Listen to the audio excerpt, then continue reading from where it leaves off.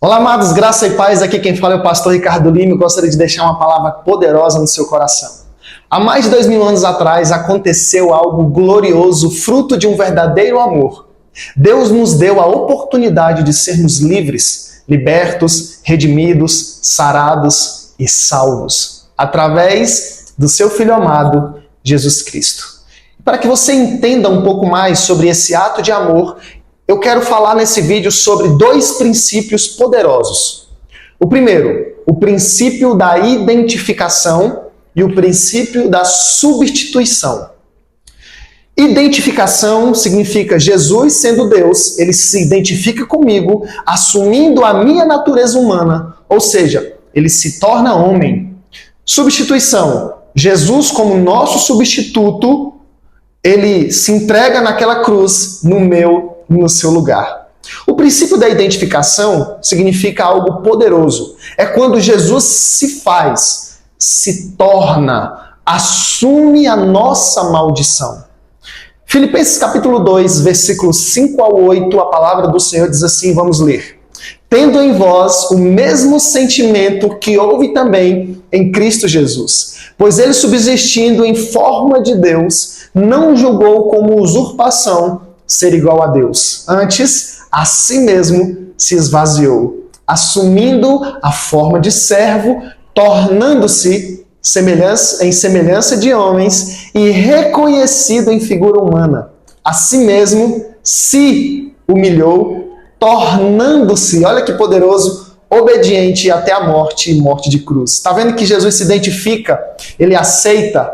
Jesus se identifica com a nossa natureza humana. Jesus ele teve que se esvaziar da sua natureza e assumir a nossa natureza, nos dando a oportunidade de nos identificarmos com ele e ele conosco. Se identificar é se tornar a nossa semelhança. Como assim, pastor Ricardo? Os aspectos na palavra de Deus que ele se identifica, muitas vezes a gente não encontra de uma forma clara se nós não aprofundarmos. Mas em Hebreus capítulo 4, versículo 15 diz assim, ó, porque não temos um sacerdote que não possa compadecer-se das nossas fraquezas. Antes, foi ele tentado em todas as coisas, a nossa semelhança, mas sem pecado. Então, Jesus sentiu fome, sede, sono. A identificação mostra que Jesus foi justo, o sacrifício foi justo quando ele se identifica conosco. Pois se ele tivesse vindo como Deus, não seria justo a sua entrega naquela cruz. Ele se entrega naquela cruz. Por isso que ele se identifica e se torna em figura humana, para que ele se identifique conosco em todos os aspectos. Nós precisamos entender isso. Ele se identifica se entregando, sendo em figura humana. Já o princípio da substituição, Deus envia o seu Filho para pagar o preço do pecado. O que aconteceu naquela cruz? Jesus assumiu tudo que nós éramos, para que nós nos tornássemos tudo o que ele é. O puro pelo impuro, o justo pelo injusto. 2 Coríntios capítulo 5, versículo 21 diz, aquele que não conheceu o pecado, ele o fez pecado por nós, para que nele fôssemos feitos justiça de Deus. Foi isso que aconteceu. Então, aqui nós entendemos qual era o plano. Jesus, ele vem como inocente, para assumir o lugar do culpado, eu e você. Jesus mostra tão grandioso amor por nós, de forma incrível. Toda a condenação que era sobre nós, Cristo assumiu na cruz e Deus despeja sobre ele toda a sua ira e satisfaz a sua justiça. Isaías capítulo 53, versículo 5. Mas ele foi transpassado pelas nossas transgressões e moído pelas nossas iniquidades. O castigo que nos traz a paz estava sobre ele, e pelas suas pisaduras nós fomos sarados. Já aconteceu. A dívida que era nossa, Jesus assume e paga. A doença que era sobre nós, Jesus leva sobre o seu corpo. A maldição que era sobre nós, Jesus assume na cruz. A morte que era sobre nós, Jesus se torna o sacrifício substitutivo, satisfazendo a justiça de Deus na cruz do Calvário. De uma forma bem simples, para que você entenda. É como a história do tribunal. É como se você estivesse sentado na cadeira dos réus, diante do tribunal de Cristo, ao ponto de ser condenado.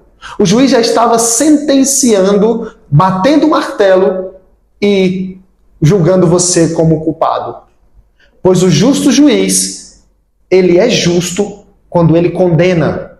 Um juiz justo não é aquele que solta o culpado, o condenado, mas o que condena.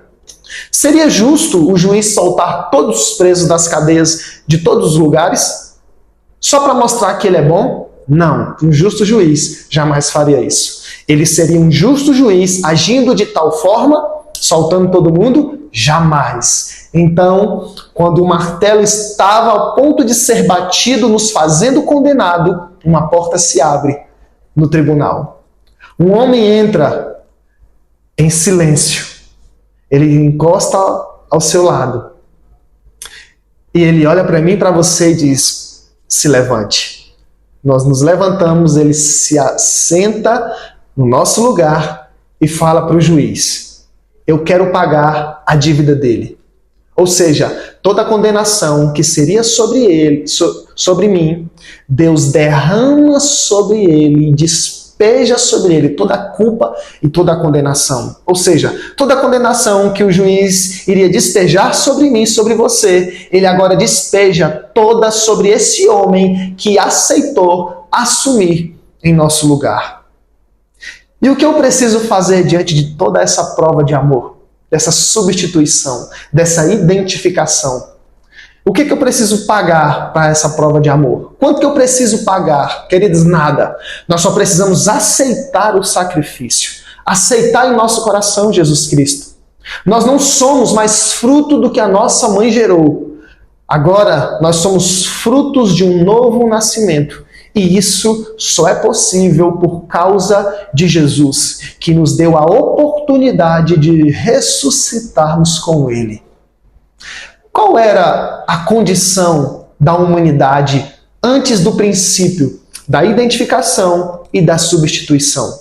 Efésios capítulo 2, versículo 2 diz assim, antes andávamos segundo o curso do príncipe das potestades do ar, éramos filhos da ira e desobedientes.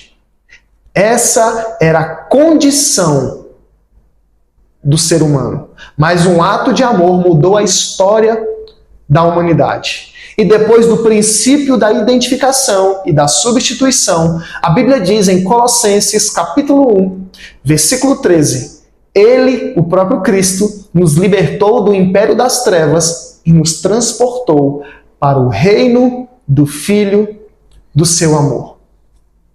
Tão grandioso amor. Foi isso que aconteceu.